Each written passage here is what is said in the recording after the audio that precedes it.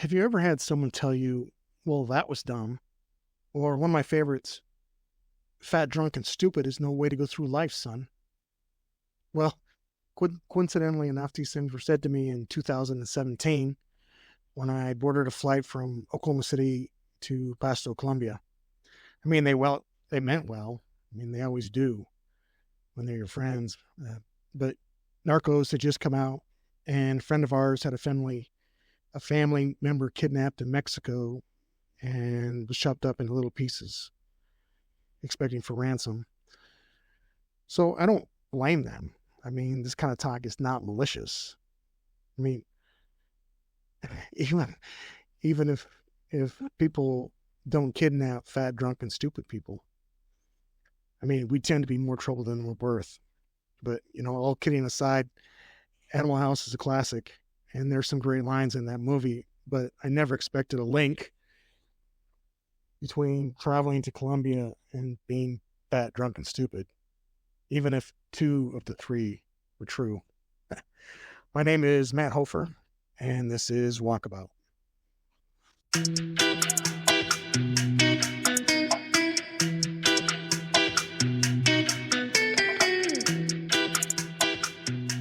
Flash forward to August 2023 when my plane touched down in Armenia, Colombia. But this time was not to visit. This time it was a permanent move. There's lots of stories between 2017 and 2023, and maybe we'll cover some of those, getting to know each other, and some of them are kind of funny. But right now I have something else to talk about. Armenia, Colombia is in the heart of the Coffee Triangle. Generally speaking, it's the region between Armenia, Pareda, and Manizales. These cities are somewhat between Medellin to the north and Cali to the south and Bogota to the east. The Andes Mountains acting like a spine cut right through Colombia. And just at the base of this range is Armenia, and where arguably some of the best coffee in the world come from. Now, there are many areas in Colombia that produce coffee, mostly, and these different blends are locally sourced from coffee farms in the area. So you can walk in the local mall and sample 5 different coffees from the different kiosks from 5 different farms. And when you travel out of the area, say Bogota or Cartagena, you'll have different choices from there as well. Colombia is pretty magical when it comes to coffee. Although you can buy instant, and I find that a huge sin. I don't know that we can be friends if you drink instant coffee in Colombia. I like the mocha pot method, but lots of folks use the pour over method, the AeroEspress, or the French press. In the morning, I just brew coffee on a standard coffee maker. Everyone has their favorite way, and I would be interested to know your way. And if you head on over to Walkabout on Instagram, you can let me know in the comments. Or you can email me at walkabout751@gmail.com. On the Instagram account, there's a photo of the coffee I drink, Cafe Candillo. That's Walkabout751 on Instagram, if you're interested. Anyway, in light of the fact that we're talking about coffee, I wanted to share with you a story about the best coffee I ever had. And no, it's not from Colombia. And like any great story, this is a war story. Well, kind of. I mean, well, you'll see. So in 1995, Bosnia was at war. See, I told you, war story. And had been for the past 3 years. You might remember Sniper Alley in Sarajevo, and they were just shooting people walking on the street. It was pretty sketchy. Or the Scott O'Grady incident, where that poor guy got shot down and then spent some days drinking water from his socks. There are various movies. In November 95, there was a forced peace agreement of the Dayton Peace Accord signed by Slobodan Milosevic and a couple other characters. You might remember Milosevic for his war crimes against humanity and the trials that resulted out of that at The Hague. The guy died before there was any result, so it was kind of moot. But anyway, the agreement was signed on December 14 in Paris. And December 15, the U.S. Army along with a host of other nations, were on their way to the former Yugoslavia. At that time, I was part of the 18th MP Brigade, 709th MP Battalion, 127th MP Company, 2nd Platoon, 2nd Squad Hellraisers, stationed in Hanau, Germany. And I will forever have a special spot in my heart for Hanau. It was a really cool place. Anyway, when we got into Bosnia, we became attached to the 1st Brigade, 1st Armor Division under a guy by the name of Colonel Gregory Fontenot. And we got based at Camp Kime. Camp Kime was located just outside a small town named Brave.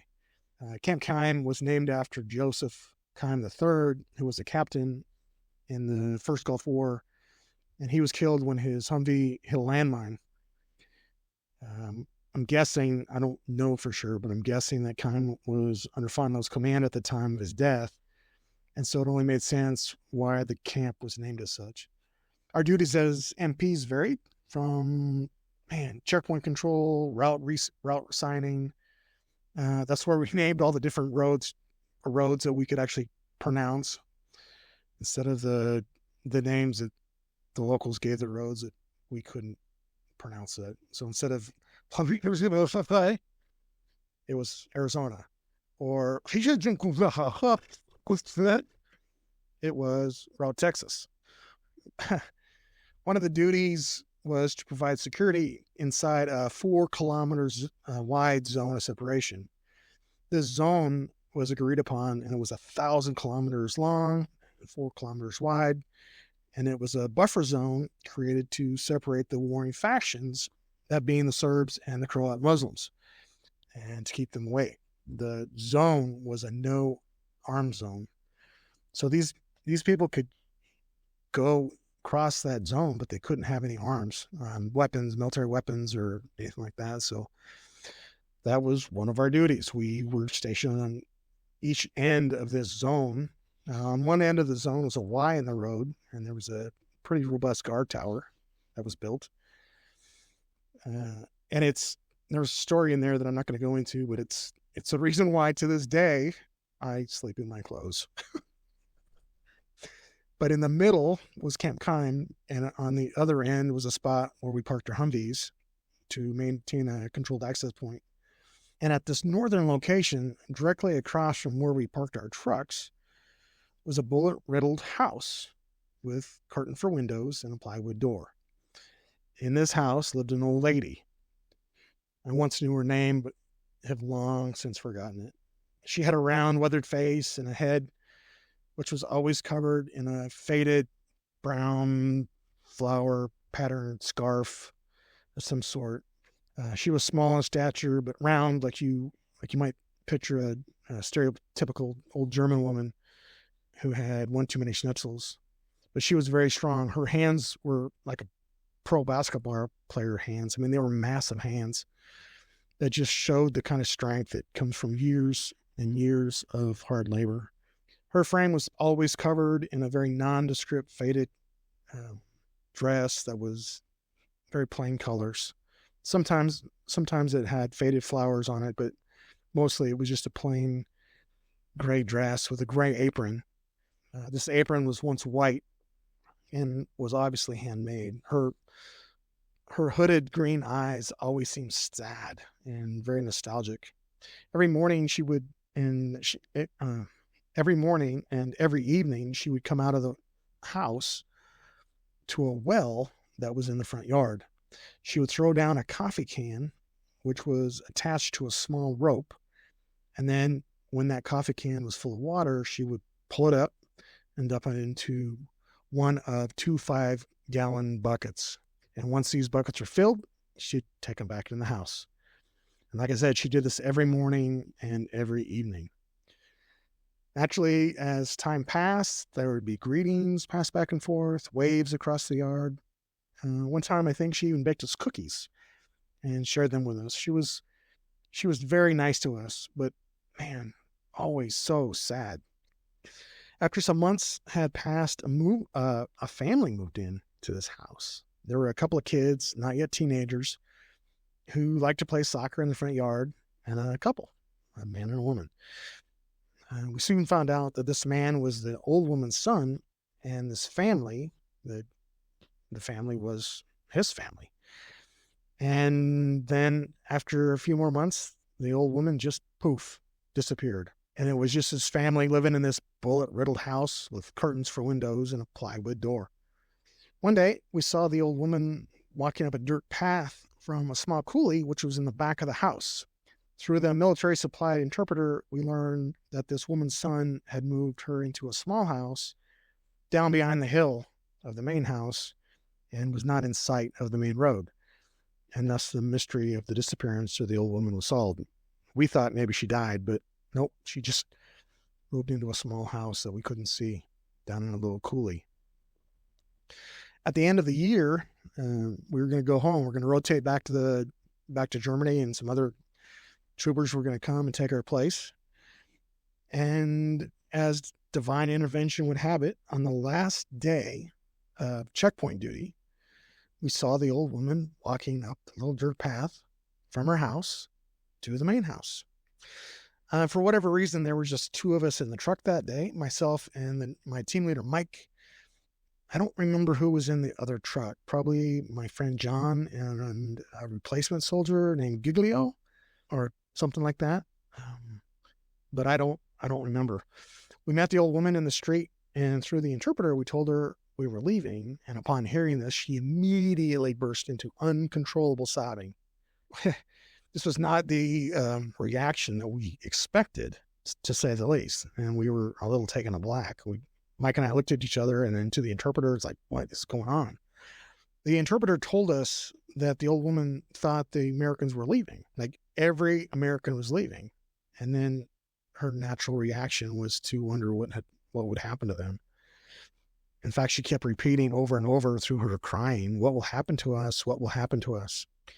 We reassured her that although we were leaving, the 127th were leaving, there were other soldiers that were going to come. Other Americans were taking our place.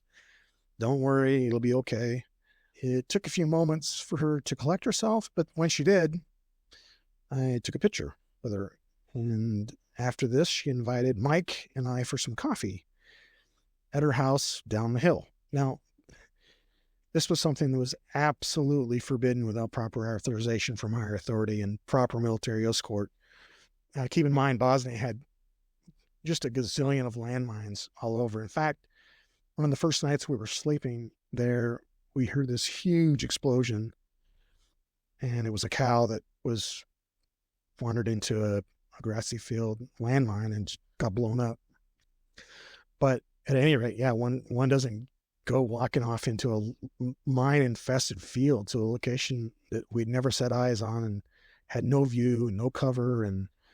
But for whatever reason, Mike and I went. We didn't resist at all or come up with an excuse of why or him and ha around. We just, yeah, let's go.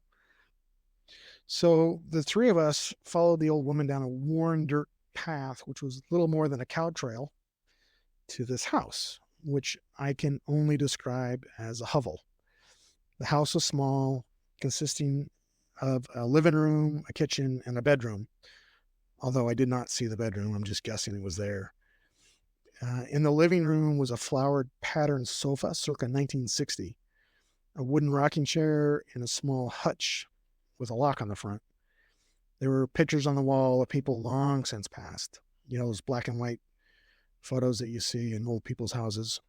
Sparse decorations, and the floor was swept dirt.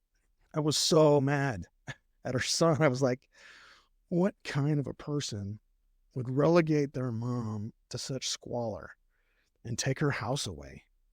I was so mad.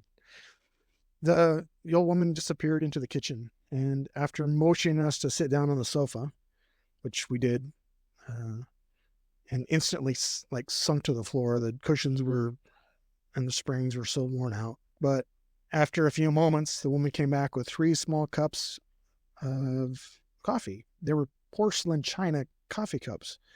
They didn't all match, but they were china nonetheless.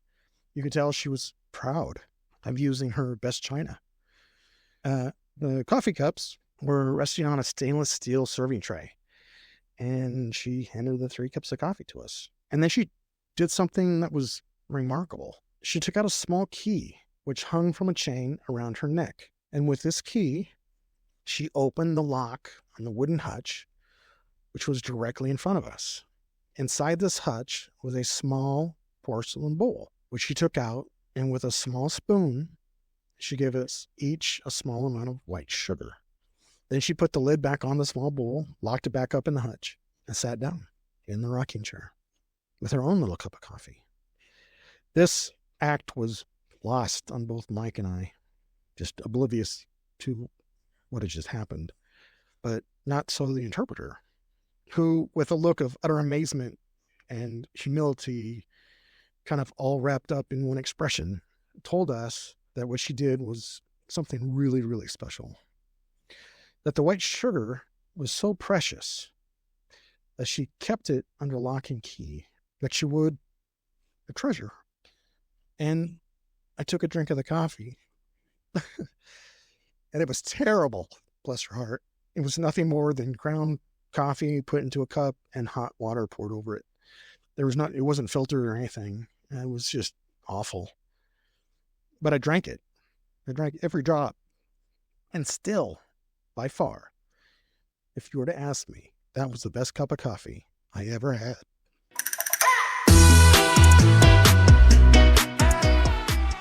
If you head over to Walkabout 751 on Instagram, you can see a picture of me and Mike.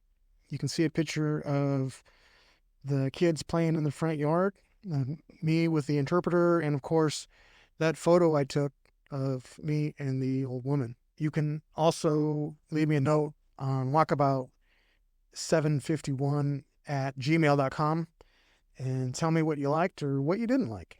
I hope you enjoyed the very first episode of Walkabout. The intent here is to introduce you to the colorful and dynamic world of Armenia.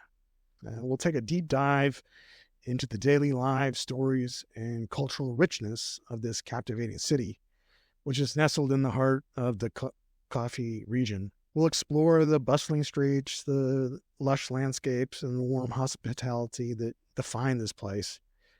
Each episode will uncover a different facet of life in Armenia, from its traditional coffee culture and vibrant cuisine to its thriving art scene and close-knit community bonds. We'll hear firsthand accounts from locals, expats, visitors who share their experiences, challenges, and adventures in navigating life in Armenia. And we'll also discover some hidden gems, some local secrets, and unique perspectives that make Armenia truly a special place to call home or to explore as a traveler. From hiking the Corcoro Valley to enjoying the flavors of Colombian food and drink, Walkabout promises to be a journey of discovery.